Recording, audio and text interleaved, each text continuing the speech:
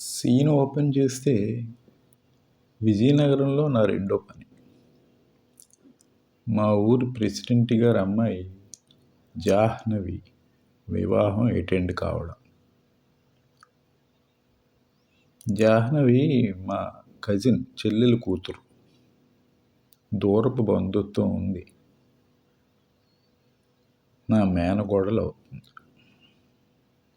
జాహ్నవి పేరు పెట్టిన కొత్తలో అదేదో వింతగా అనిపించేది. అలా పలకరించడం రాక బుజ్జి అని పిలిచేవారు మా గ్రామం వాళ్ళు. ఒకే దగ్గర ఉన్న ఎన్నో ఫంక్షన్ హాల్స్, కొన్ని ముస్తాబవుతున్నవి, కొన్ని వివాహం కోసం డెకరేట్ అయినవి. దీపాల కాంతులతో దేదీప్యమానంగా ఉంది అక్కడ వాతావరణం. అక్కడంతా పాజిటివ్ వైబ్స్. పెళ్లివారు వచ్చిన వాహనాలు అక్కడంతా వరుసగా ఉన్నాయి ఇరుగ్గా. ఎలాగైతేనే ఫంక్షన్ హాల్ చేరుకున్నాను. చలాకీగా ఉన్న యువతి యువకులు, తుళ్ళింతలు, నవ్వులు, పువ్వులు, అందరి ముఖాలు ఆనందంతో వెలుగుతున్నాయి. ఎటు చూసినా పాజిటివ్ వైబ్స్.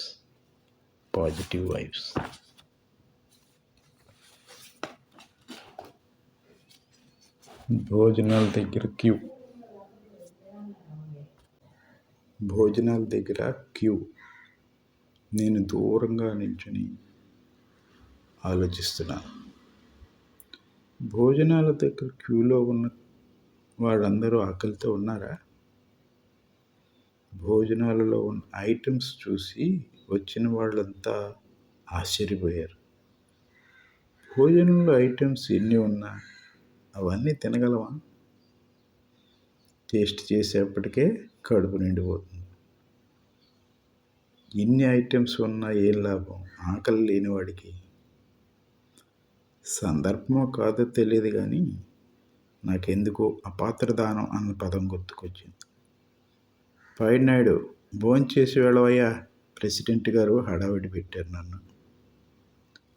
మదర్ తెరేసా సంస్థ వారి అన్నదాత నా కడుపు ఎప్పుడో నింపేశాడన్న విషయం ఆయనకి తెలియదు.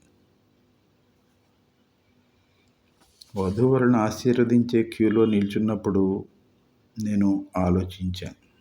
నా చేతిలో ఉన్న డబ్బుల కవరు బ్యాగ్లో పెట్టేశాను ఒక నిర్ణయానికి వచ్చినట్టుగా.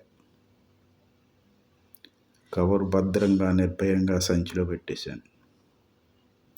ఒట్టి చేతులతో వచ్చి ఆశీర్వదించావేంటయ్యా అని ఎవరైనా అడిగేంత అవకాశం లేదు అక్కడ. జనంతో కిక్కిరిసిన వేదిక.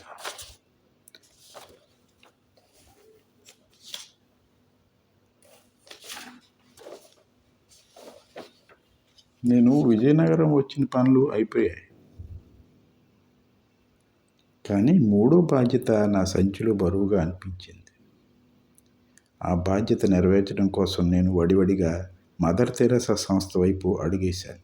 చెప్పండి సార్, ఎవరి పేరు మీద అన్నదానం చేయాలి?